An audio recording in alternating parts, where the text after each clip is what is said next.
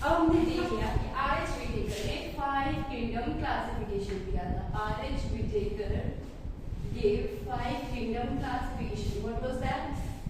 First one is Monera, second one is Protista, then fungi जिसको हम लोग mycota भी बोलते हैं, then plantae और फिर एनिमेलिया। तो हम लोग यहाँ से प्लांट किंगडम को निकाल के नए चैप्टर, जो आपका चैप्टर 3 है, प्लांट किंगडम पढ़ने जा रहे हैं। प्लांट किंगडम, इसकी कुछ कैरेक्टरिस्टिक्स पहले ही आर.एच. विटेकर ने बता दिए थे। इसमें मोड ऑफ न्यूट्रिशन क्या होगा, जिस बेसिस पे इन्होंने क्लासिफाई किया। मोड ऑफ न्यूट्रिशन क्या था, ऑटोट्रॉफ्स था। इसमें सेल के स्ट्रक्चर कैसे थे, यूकैरियोट्स थे। बॉडी ऑर्गेनाइजेशन कैसा था, इसका बॉडी ऑर्गेनाइजेशन मल्टीसेलुलर था। कुछ चीज जो हम लोग ऑलरेडी डिस्कस कर चुके हैं। इसके प्लांट किंगडम बहुत सारे प्लांट्स हैं हमारे धरती पे, तो उस प्लांट को हम अलग अलग पढ़ सके, उसके फीचर्स को जान सके, तो उसको जानने के लिए हमको सबसे पहले उस प्लांट्स को क्लासिफाई करना पड़ेगा कि कौन सा प्लांट्स किस ग्रुप में, किस टेक्सा में बिलोंग करेगा। तो इसीलिए हमें प्लांट किंगडम स्टार्ट करने से पहले हमको इसका क्लासिफिकेशन सिस्टम पढ़ना पड़ेगा। Classification system, classification system. जब सारे प्लांट्स को क्लासिफाई करने की कोशिश की गई, तो सबसे स्टार्टिंग में जो प्लांट्स को क्लासिफाई किए थे वो आर्टिफिशियल क्लासिफिकेशन सिस्टम पे किए थे। आर्टिफिशियल क्लासिफिकेशन सिस्टम ये सबसे one of the earliest classification system है। ये उतना डेवलप भी नहीं था, इसीलिए फिर नेचुरल आया। नेचुरल में भी कुछ ड्रॉबैक्स निकल गया, इसलिए फिर फाइनली फाइलोजेनेटिकल क्लासिफिकेशन सिस्टम आया। अब देखते हैं आर्टिफिशियल क्लासिफिकेशन सिस्टम आखिर है क्या और उसमें ड्रॉबैक क्या आया। आर्टिफिशियल क्लासिफिकेशन सिस्टम क्या है, ये है one of the earliest classification system, one of the earliest, सबसे पुराना क्लासिफिकेशन सिस्टम है, one of the earliest classification system.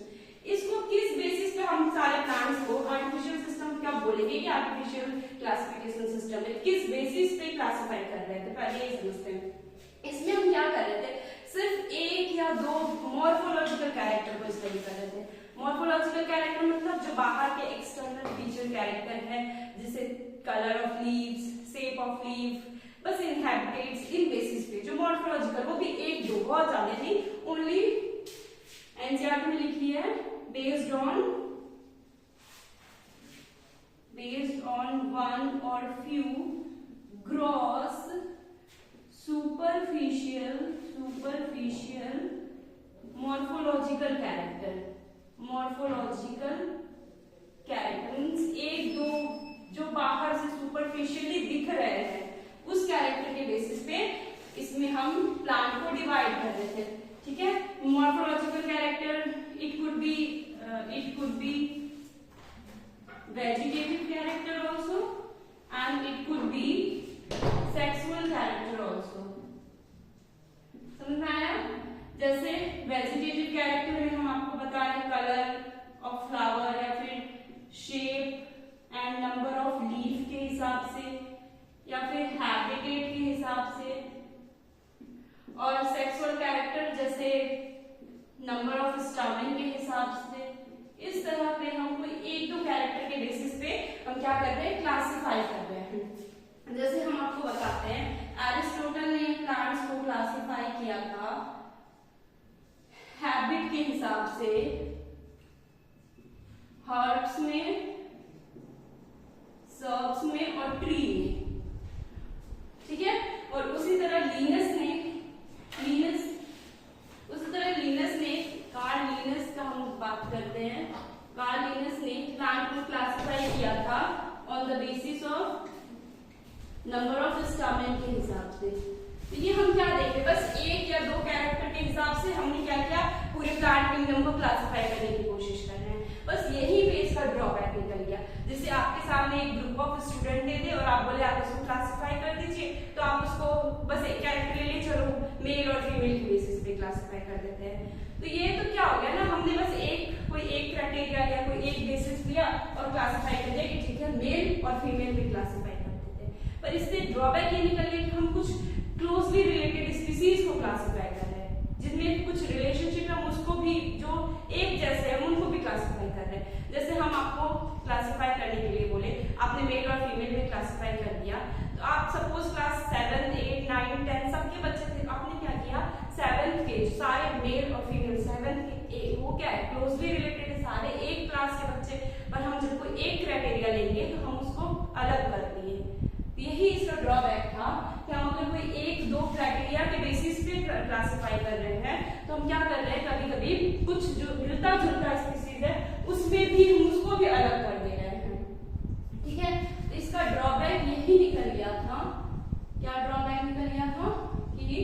Separated closely related species, closely related species. और दूसरा ड्रॉबैक था gave equal weightage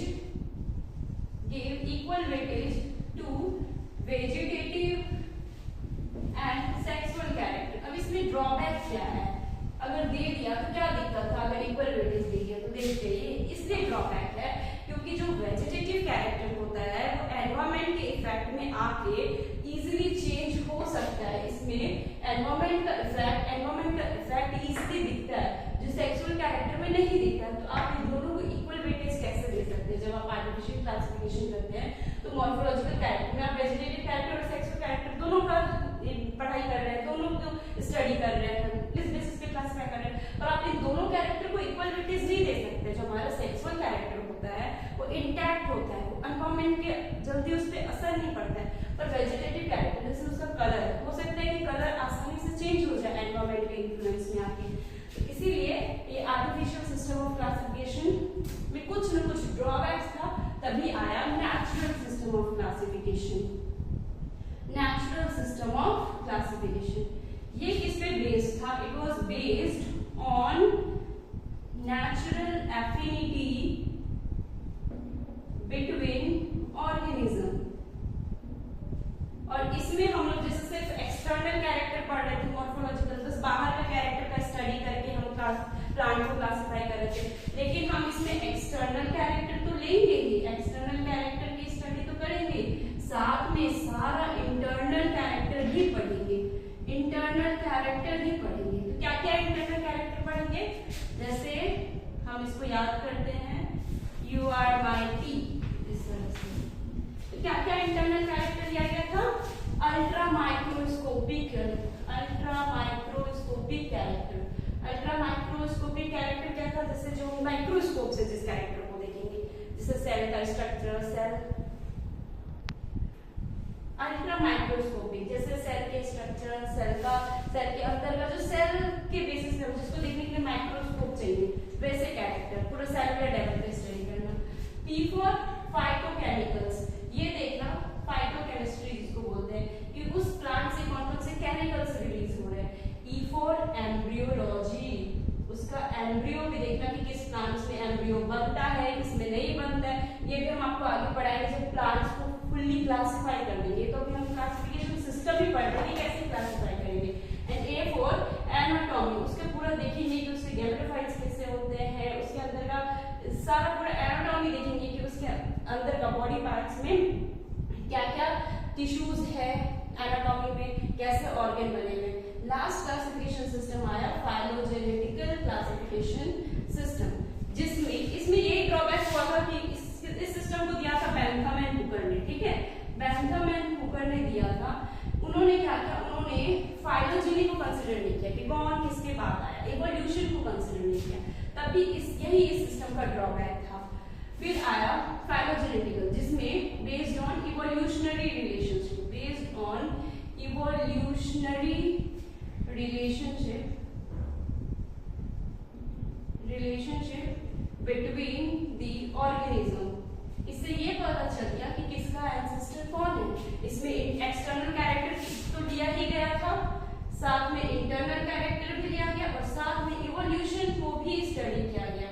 इससे ये पता चल गया कि कौन किससे आया, कौन किससे उत्पन्न हुआ है, कि कौन किसका एंसेस्टर है।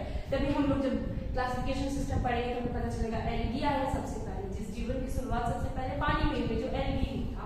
उसके बाद ब्रायोफाइटा हुआ, जो उसमें रूट्स हुए, रूट लाइक स्ट्रक्चर बने, फिर ट्रू रूट्स बना टेरिडोफाइट, फिर जिम्नो आया, फिर एंजियोस्पर्म आया। तो इस तरह से इवोल्यूशन को कंसीडर करके जब हम क्लासिफाई करते हैं प्लांट्स को, तब हमारा क्लासिफिकेशन सिस्टम सही होता है और कंप्लीट होता है, जिसमें कोई ड्रॉबैक नहीं निकला था।